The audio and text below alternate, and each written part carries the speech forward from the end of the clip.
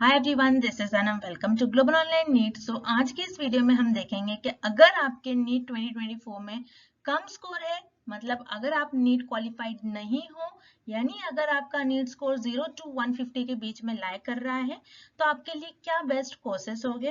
क्योंकि अगर आप यूट्यूब चैनल पर देखो तो ज्यादातर वीडियोस में आपको ट्रेडिशनल मेडिकल कोर्सेज के बारे में ही इंफॉर्मेशन देखने मिलेंगी, जैसे कि बीएससी नर्सिंग हो गया, फार्मेसी कोर्सेज से रिलेटेड, या फिर डाइटिशियन न्यूट्रिशनिस्ट कोर्सेज से रिलेटेड ही आपको इंफॉर्मेशन मिलेगी।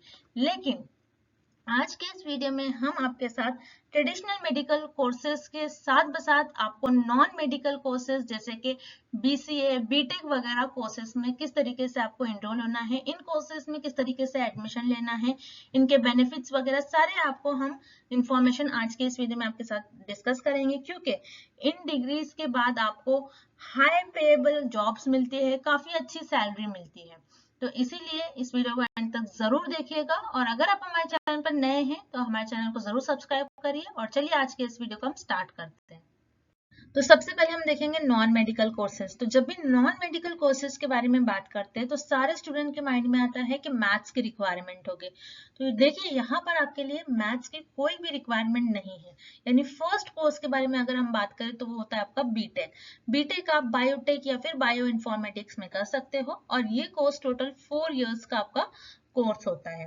तो यहाँ पर देखिए बायोटेक के प्लेसमेंट काफी अच्छे हैं, जैसे कि थप्पड़ यूनिवर्सिटी, जेपी नोएडा से आप कर सकते हो। इवन इसको वीआईटी भी ऑफर करता है, जिसमें आपको ब्रिज कोर्स में इनरोल होना होता है, यानी कि अगर फर्स्ट ईयर में आपको सिर्फ मैथ्स लेना है।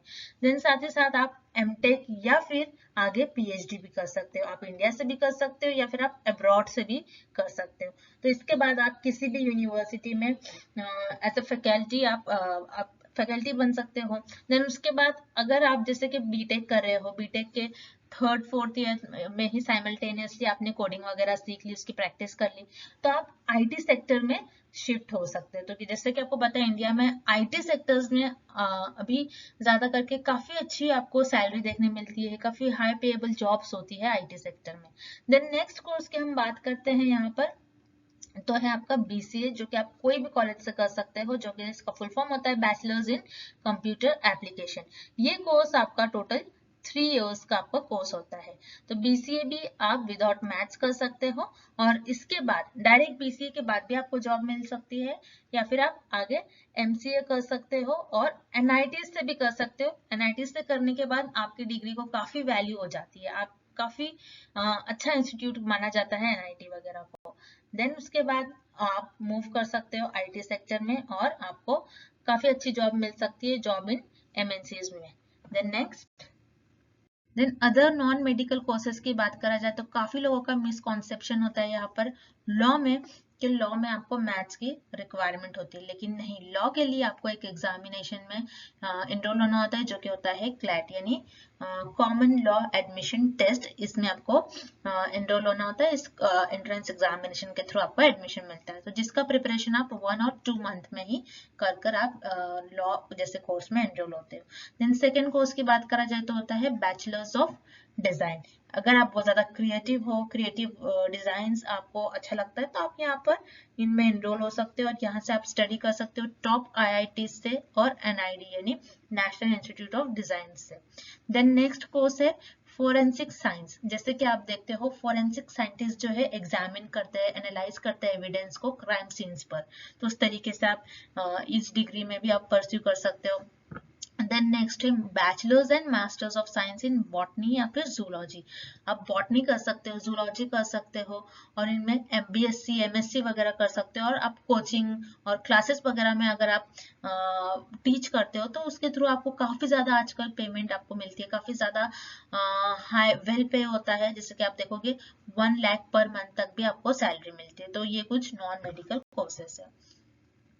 अब हम बात करते हैं यहाँ पर ट्रेडिशनल मेडिकल कोर्सेज के बारे में, जैसे कि न्यूट्रिशन, डाइटिशियनिस्ट, इन फील्ड में भी आप स्टडी कर सकते हो।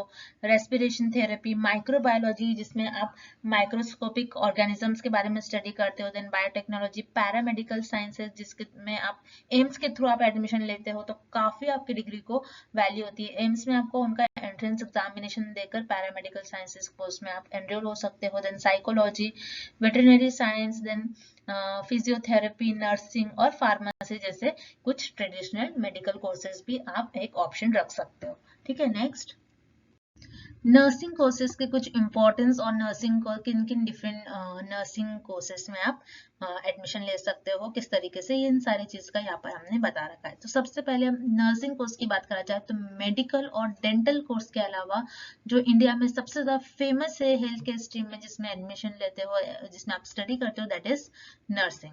देन उसके बाद नर्सिंग कोर्स जो है पेशेंट की केयर करते हो, उसमें जनरली आप पेशेंट के जो मेडिसिन है उनको एडमिनिस्ट्रेट करते हो और वाइटल साइंस वगैरह उस डिसीज के चेक करते हो, कम्युनिकेट करते हो डॉक्टर से, असिस्ट करते हो in various surgical and non surgical procedure में। देन उसके बाद बात करा जाए तो नर्सिंग में भी काफी सारे कोर्सेज के डिवीजन है, जैसे कि बीएससी नर्सिंग होम्स जिसमें जनरल नर्स के थ्रू आप काम करते हो, BSc nursing post basic, then auxiliary nursing, midwifery, ANM and GNM जैसे एएनएम में जिसमें आप जनरली मेडिकल इक्विपमेंट्स की केयर करते हो, पेशेंट की care, GNM generally pregnant ladies के लिए होता है। इस तरीके से आप इनमें आप डिग्री परस्यू कर सकते हो। देन एमबीबीएस के अलावा जो आपके टॉप नर्सिंग प्रोग्राम से, अगर आप एमबीबीएस नहीं करते हो तो आप टॉप नर्सिंग प्रोग्राम्स में भी आप एनरोल कर सकते हो। तो हम देखते हैं इनकी लिस्ट। जैसे कि कुछ नर्सिंग कोर्सेज है, बीएससी नर्सिंग, बीएससी हॉर्न नर्सिंग, तो इनके ड्यूरेशन, एलिजिबिलिटी और फी और आपको कितनी उसके बाद सैलरी आपको पे होती है, तो इन सारी चीजों को हमने टेबल के फॉर्म में आपके साथ शेयर करा है। तो बीएससी नर्सिंग की बात करा जाए तो 4 इयर्स का इनका ड्यूरेशन होता है, 10+2 विद पीसीबी आपकी डिग्री होना चाहिए। देन उसके बाद आपकी जो फी होगी 20,000 टू 2.5 लाख होगी। एंड उसके बाद एवरेज सैलरी की बात करा जाए 1 lakh to 7.2 lakh per annum तक आपकी सैलरी होती है। उसी तरीके से आप बीएससी हॉर्न नर्सिंग, पोस्ट बीएससी नर्सिंग का देख सकते हो, bachelors of science in nursing का, then ANM and GNM. ANM की बात करें तो 2 इयर्स का होता है, जीएनएम 3 इयर्स टू 3.5 इयर्स। दोनों में आपकी एलिजिबिलिटी सेम होगी, 10+2 विद मैथ्स। एंड यहाँ पर फी की अगर बात करा जाए एएनएम के लिए तो 10,000 टू 16,000 तक आपकी फी लगती है आपको, जीएनएम में 20,000 टू 1.5 लाख तक। और एवरेज सैलरी की बात करा जाए 1 lakh per annum to 4.5 lakh per annum आपकी सैलरी होती है। ठीक है, नेक्स्ट देन फार्मेसी कोर्सेज के बारे में हम देखते हैं। तो फार्मेसी कोर्सेज का बहुत अच्छा बेनिफिट होता है, आप खुद का एक ओन आपकी फार्मेसी ओपन कर सकते हो, आप हेल्थ केयर टीम के साथ वर्क कर सकते हो, आप जो इंडस्ट्रीज लेवल पर आप वर्क कर सकते हो, जो फार्मास्यूटिकल इंडस्ट्री होती है, ड्रग इंडस्ट्री होती है, आप वहां भी ज्वाइन कर सकते हो। तो हम अब देख लेते हैं कि फार्मेसी कोर्सेज में आप किन किन कोर्सेज में एनरोल हो सकते हैं। तो फर्स्ट है बी फार्मा, जो कि इनका ड्यूरेशन होता है 4 इयर्स का, और फी की बात करा जाए तो 50,000 टू 1.5 लाख पर ईयर आपकी फी होती है। उसी तरीके से बी फार्मा प्लस एमबीए, ये ड्वेल डिग्री है, कई कई कॉलेज में आपको डायरेक्टली ड्वेल डिग्री मिलती है, जिसका जो ड्यूरेशन होता है 5 इयर्स का होता है, 70,000 टू 1.2 लाख तक आपकी फी होती है। देन डी फार्मा की बात करा जाए तो ये डिप्लोमा होता है, डिप्लोमा इन फार्मेसी, जो कि 2 साल का ही होता है।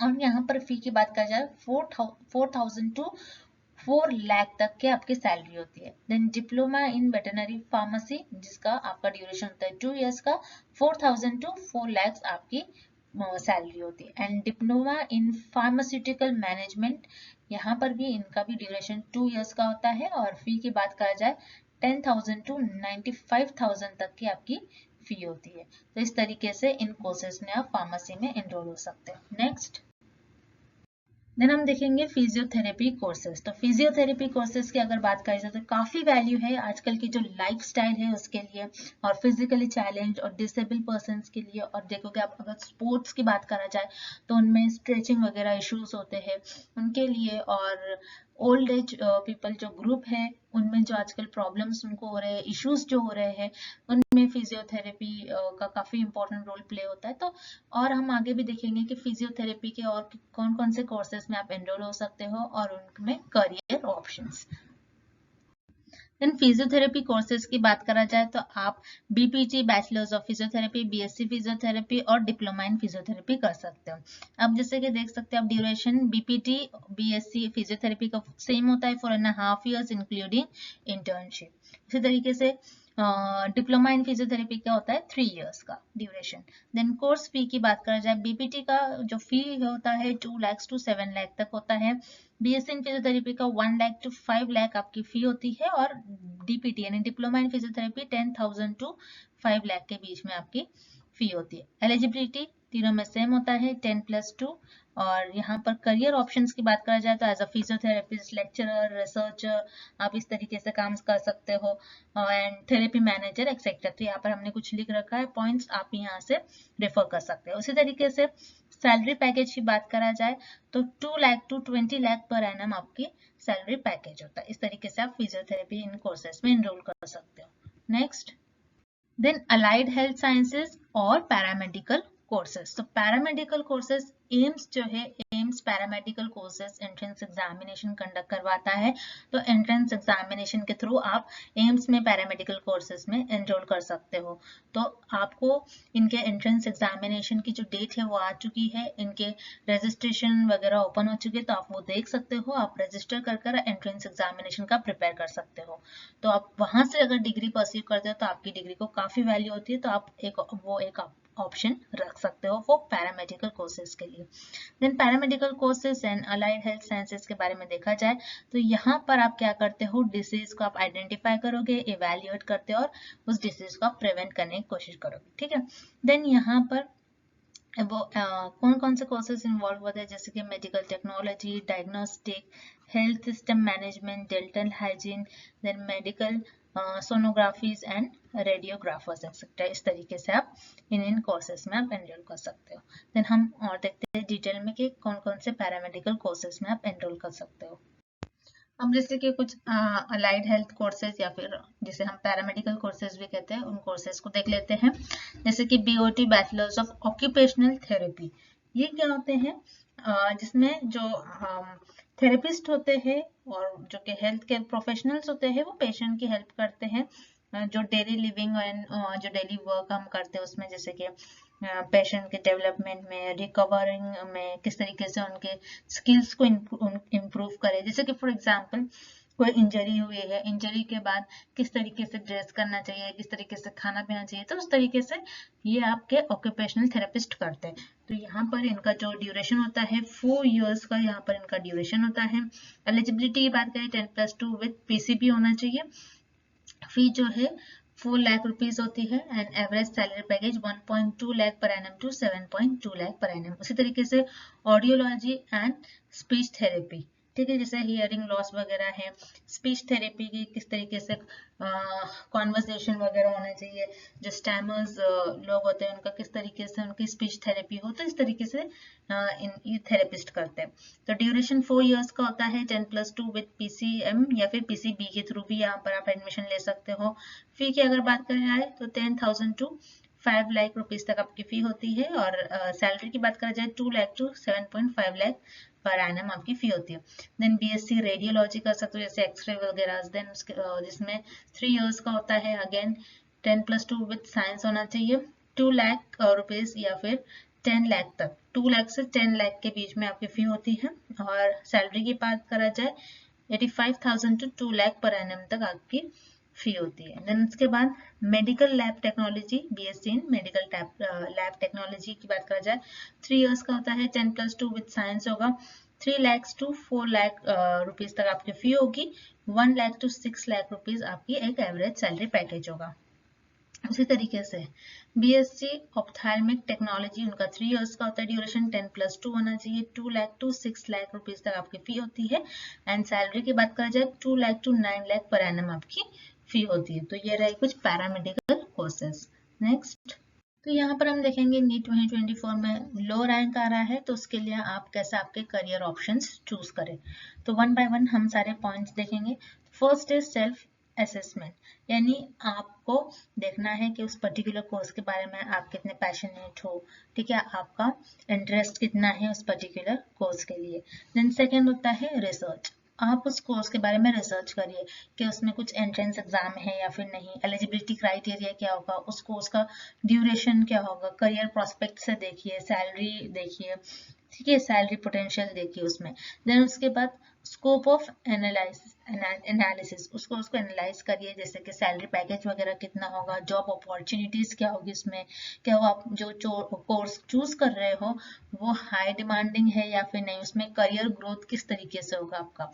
देन फोर्थ पॉइंट है एक्सप्लोर अल्टरनेटिव, आप जो कोर्स चूज कर रहे हो तो एक अल्टरनेटिव कोर्स भी रखिए, जैसे कि फार्मेसी होता है, ऑप्टोमेट्री होता है, हेल्थ केयर एडमिनिस्ट्रेशन, इस तरीके से आप एक अल्टरनेटिव रख सकते हो। देन आप गाइडेंस लीजिए, जैसे कि करियर काउंसलर्स होते हैं, जो एक्सपर्ट्स होते हैं, उनकी आप एडवाइस लीजिए, और करियर एस्पिरेशंस जो होते हैं, ठीक है, और जिनमें स्किल्स जिनके ज़्यादा होते हैं, तो उस तरीके से आप जो गाइडेंस लीजिए, किसी एक्सपर्ट के थ्रू आप कोई गाइड आपको करे तो इस तरीके से आप गाइडेंस लीजिए। तो इस पॉइंट्स को ध्यान में रखते हुए आप इस तरीके से आपका करियर चूज कर सकते हैं। तो ये कुछ इम्पोर्टेंट कोर्सेज हमने बताया आपके साथ, जिनमें आप एनरोल कर सकते हो अगर आपका न्यू स्कोर कम है। आई होप कि ये वीडियो आपके लिए बहुत हेल्पफुल हो, और इसी तरीके से और वीडियोस के लिए आपको हमारे चैनल को सब्सक्राइब करना है, global online NEET, and thank you for watching this video.